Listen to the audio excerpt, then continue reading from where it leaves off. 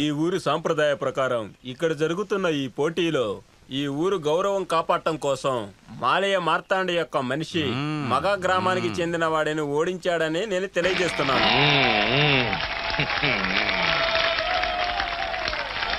అందువల్ల ఇప్పుడు దాకా కలిసి ఉన్న మనం, అలాగే గోదాపురము ఇప్పుడు కొత్తగా ప్రారంభిస్తున్న పడవ పోటీలని మన ఊరు మార్తాండే ప్రారంభించాలని కోరుకుంటున్నాము.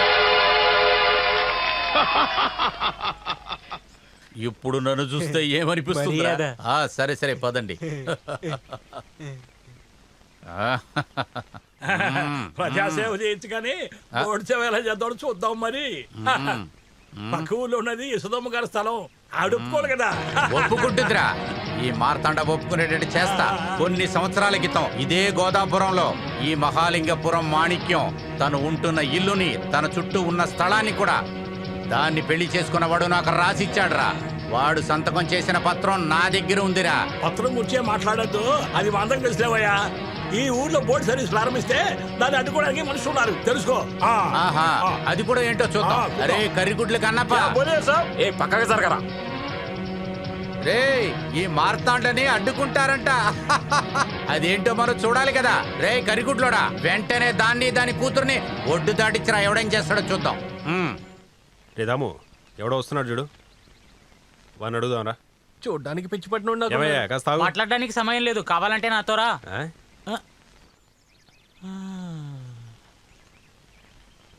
ఎక్కడి నుంచి వచ్చారు? టౌన్ నుంచి. టౌన్ నుంచి వచ్చారా? అయితే నాతో పాటు రండి. రండి. ఎవరు నన్ను బెదిరించేది? మగాడు పెట్టిన ముందుకు రారా. ఇది నా చోటు, నేను ఇక్కడ నుంచి అసలు వెళ్ళను.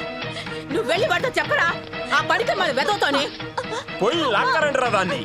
అక్కడే ఆగు, ఒక్క అడుగు ముందుకు వేసి నరికేస్తాను. నీలాంటి పెద్ద పెద్ద ఆడరౌడీల్ని ఒక్క రాత్రిలో తరిమి కొట్టిన వాడే ఈ కన్నప్ప. ఎవరైతే నాకేంటి, కాల్ లోపల పెట్టవా నరికేస్తాను. కింద పడేమని చెప్తున్నాను కదా.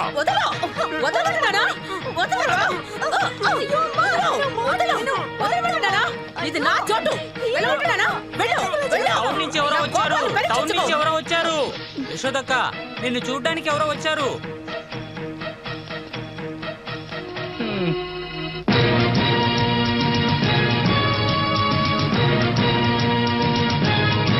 అదిగో వచ్చేసారు. ఈయన అక్క కదా, ఆ రోజు చర్చికి వచ్చిందే కోడి అక్క. అయ్యో అది చూసాం కదా ఆమెనే.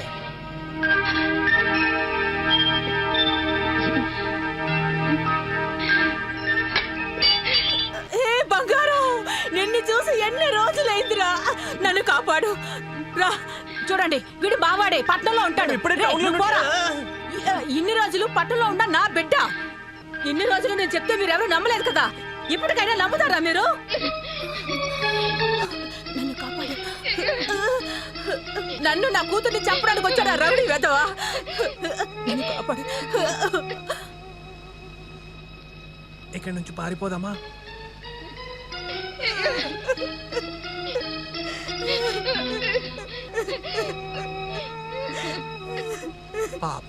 వీడేనా పట్నం నుంచి వచ్చింది?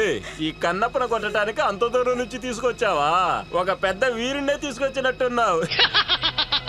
తిరిగి అందలు.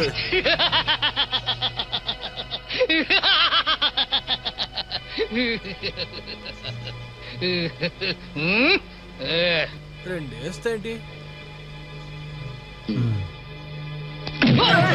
చెయ్యి చేసుకోకో.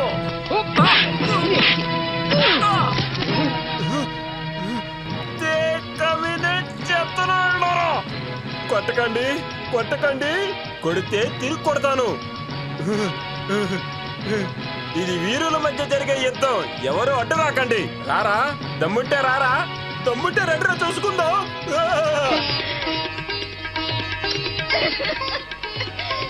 ఏంటి అందరూ అలా చూస్తున్నారు? ఈ సాక్ష్యం చాలదా? పోయి చెప్పండి రా మార్తాండతో, నా కొడుకు తిరిగి వచ్చాడని. రారా, లోపలికి వెళ్దాం. నువ్వు రారా. నీకేమైనా పిచ్చి పట్టిందా అమ్మా? పట్టణం నుంచి ఎవడో వచ్చాడు, వాడిని ఇంట్లో ఉంచుకోవాలంటున్నావు. అమ్మా, ఇవన్నీ అవసరమా చెప్పు? అనవసరమైన విషయాలన్నిటినీ నెత్తి మీద వేసుకోవద్దు. లేదమ్మా, నేను వాళ్ళని పంపించను. కోల్పోయిన ఆస్తిని దక్కించుకోవడానికి ఆ దేవుడు నా దగ్గరికి పంపించాడు. ఇన్నాళ్ళు నేను పడ్డ వేదన వాళ్ళకి అర్థమై తీరాలి. ఆ మార్తండగాడికి. ఇదిగో బాబు, మజ్జిగ తాగండి. చర్చి దగ్గర చూసినప్పుడు మీ వల్ల నాకింత సహాయం దొరుకుతుందని నేను అనుకోనే లేదు. మేం కూడా ఎదురు చూడలేదు.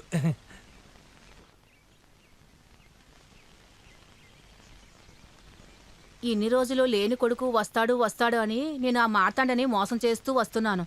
సరైన సమయానికి మీరు రాకపోయి ఉంటే పరమేశ్వరా, నేను నా కూతురు ఈ ఊరు వదిలి వెళ్ళిపోయేవాళ్ళం. మేము కూడా ఈ గ్రామాన్ని తిరిగి చూడ్డానికే వచ్చాము. మాకు ఇక్కడ వచ్చాకే తెలిసింది మీరు కూడా ఇక్కడే ఉంటున్నారని. అలాగే 2-3 రోజులు మీతో పాటు ఉండి మీ పనిలో సహాయం చేసి వెళ్దాం అనుకున్నాము. ఇక్కడ ఎవరికి మేమంటే ఎవరని తెలియదు కదన్నా. అయ్యో, అంటే నేను ఏం చెప్పడానికి వచ్చానంటే ఇక్కడున్న ఎవరికి మేము తెలియదు, అందుకే మా గురించి ఎవరికి తెలియదు అని. 2-3 రోజులు కాదు, కొన్ని రోజుల వరకు మీ ఇద్దరిని నేను అసలు వదలను. లేదు, మేము తొందరగా వెళ్ళాలి. ఇంత దూరం వచ్చాక తొందరగా వెళ్ళిపోతానంటే ఎలా? నేను దీనికి అస్సలు ఒప్పుకోను. 2 రోజులైనా సరే మీరు టౌన్ వాళ్ళగా మా ఇంట్లో ఉండాలి. ఉండే తీరాలి. దానికేంటి? హలో, ఏమనుకుని ఉందామంటున్నావురా? రేయ్, ఈ ఊరేం బాలేదు. పగా ప్రతీకాలతో ఎప్పుడు రగిలిపోతున్నారు. హత్య చేయడానికి కూడా వెనకాడరు.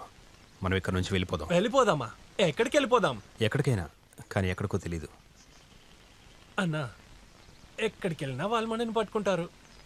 జైల్లోకి వెళ్ళి పోలీసుల తన్నులు తినే బదులు ఇక్కడే కొంచెం అడ్జస్ట్ చేసి ఉండిపోవచ్చు కదన్నా. ఏమంటావు?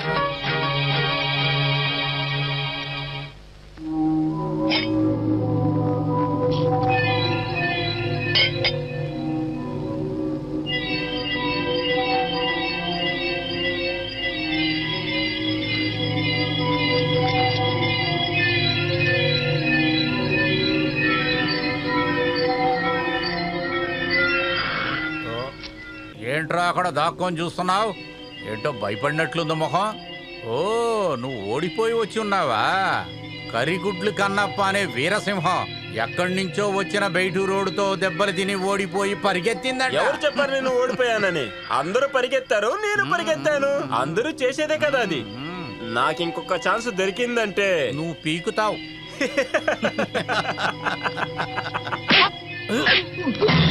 నిజం చెప్పరా, అసలు నీ పేరేంటి?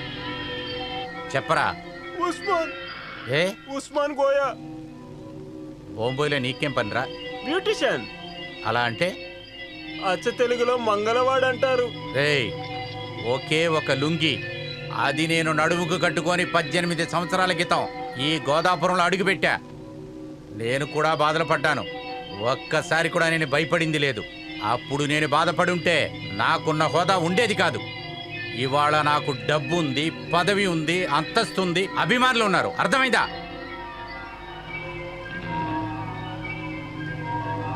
రే మాధవ, వాడు నిజంగానే టౌన్ నుంచి వచ్చాడంట. అందులో ఏ సందేహం లేదు.